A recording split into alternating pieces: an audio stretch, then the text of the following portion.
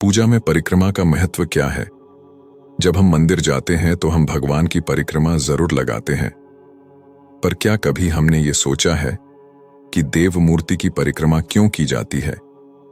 शास्त्रों में लिखा है, जिस स्थान पर मूर्ति की प्राण प्रतिष्ठा हुई हो, उसके मध्य बिंदु से लेकर कुछ दूरी तक दिव्य प्रभा अथवा प्रभाव रहता है।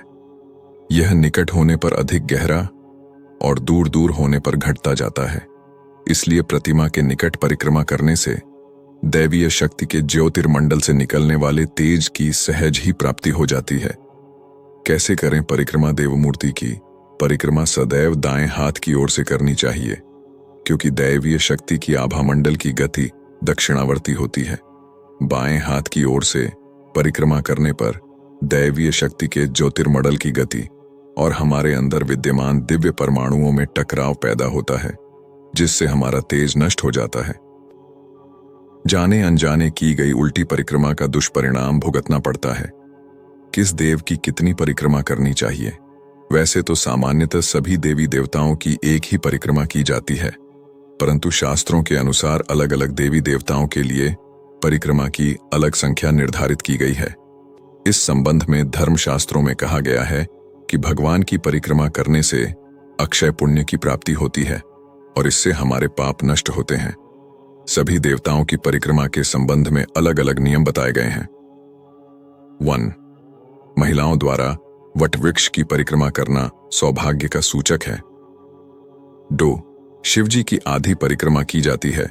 शिवजी की परिक्रमा करने से बुरे ख्यालात और अनर्गल स्वप्नों का खात्मा होता है।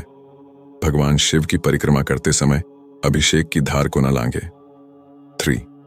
देवी मां की एक परिक्रमा की जानी चाहिए। 4. श्री गणेश जी और हनुमान जी की 3 परिक्रमा करने का विधान है। गणेश जी की परिक्रमा करने से अपनी सोची हुई कई अतृप्त कामनाओं की तृप्ति होती है। गणेश जी के विराट स्वरूप व मंत्र का विधिवत ध्यान करने पर कार्य सिद्ध होने लगते हैं। 5. भगवान विष्णु जी एवं उनके सभी अवतारों की 4 परिक्रमा करनी चाहिए। विष्णु जी की परिक्रमा करने से हृदय परिपुष्ट और संकल्प ऊर्जावान बनकर सकारात्मक सोच की वृद्धि करते हैं। 6. सूर्य मंदिर की 7 परिक्रमा करने से मन पवित्र और आनंद से भर उठता है तथा बुरे और कड़वे विचारों का विनाश होकर श्रेष्ठ विचार पोषित होते हैं। हमें भास्कराय मंत्र का भी उच्चारण करना चाहिए, जो कई रोगों का नाशक है। जैसे सूर्य को अर्घ्य देकर एयुएम भास्कराय नमः का जाप करना। देवी के मंदिर में महज एक परिक्रमा कर नवार्ण मंत्र का ध्यान जरूरी है। इससे संजोए गए संकल्प और लक्ष्य सकारात्मक रूप लेते हैं। परिक्रमा के संबंध में नियम क्या क्या ध्यान रखने की आवश्यकता होती है? और परिक्रमा शुरू करने के पश्चात बीच में रुकना नहीं चाहिए। साथ ही परिक्रमा वहीं खत्म करें जहां से शुरू की गई थी। ध्यान रखें कि परिक्रमा बीच में रोकने से वह पूर्ण नहीं मानी जाती। 2. परिक्रमा के दौरान किसी से बातचीत कतई न करें। जिस देवता की परिक्रमा कर रहे हैं उनका ही ध्यान करें। 3. उलटी अर्थात बाएं हाथ की तरफ परिक्रमा नहीं करनी चाहिए। इस प्रकार देवी देवताओं की परिक्रमा विधिवत करने से जीवन में हो रही उथल पुथल व समस्याओं का समाधान सहज ही हो जाता है। इस प्रकार सही परिक्रमा करने से पूर्ण लाभ होता है। आपने गोवर्धन पर्वत के विषय में तो अवश्य सुना होगा। ये वही पर्वत है जिसे श्री कृष्ण ने अपनी छोटी उंगली पर धारण किया था। जब कृष्ण ने गोकुल वासियों से इंद्र की पूजा करने को मना कर दिया और गोवर्धन की पूजा करने को कहा, तो इंद्र ने क्रोधित होकर लगातार 7 दिन तक बारिश की, जिससे गांव के गांव जलमग्न हो गए। तब श्री कृष्ण ने गोवर्धन पर्वत को अपनी उंगली पर धारण किया और सब गांव वासियों को उसके नीचे शरण दी। ये वही पर्वत है जिसके समीप जाकर कृष्ण के पास जाने का एहसास होता है। उसके चारों ओर परिक्रमा लगाने से ऐसा महसूस होता है मानो बीच में श्री कृष्ण गोवर्धन पर विराजमान होकर बांसुरी बजा रहे हैं और हम उनके चारों तरफ परिक्रमा कर रहे हैं।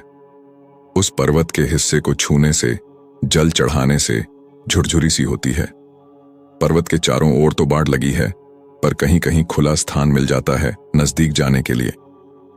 यह परिक्रमा सप्तकोसी की परिक्रमा कहलाती है, जिसमें 2 बार अलग अलग रास्तों से गोवर्धन की परिक्रमा की जाती है। सप्तकोसी 7 कोस अर्थात 21 किलोमीटर। बड़ी परिक्रमा और छोटी परिक्रमा मिलाकर 21 किलोमीटर की परिक्रमा हो जाती है, जिसे बच्चे, बूढ़े और स्त्री पुरुष सभी प्रेम से राधे राधे कहते हुए कब पूरी कर लेते हैं पता ही नहीं लगता। बहुत लोग नंगे पैर परिक्रमा करते हैं तो बहुत से जूते चप्पल पहनकर भी कर लेते हैं। काफी लोग जो पैदल चलने में असमर्थ हैं वे रिक्शा पर बैठकर परिक्रमा पूरी कर लेते हैं। तो ये है मंदिर और धर्मस्थल के परिक्रमा का महत्व। आप सभी का धन्यवाद। जय श्री सीताराम, जय राधे श्याम।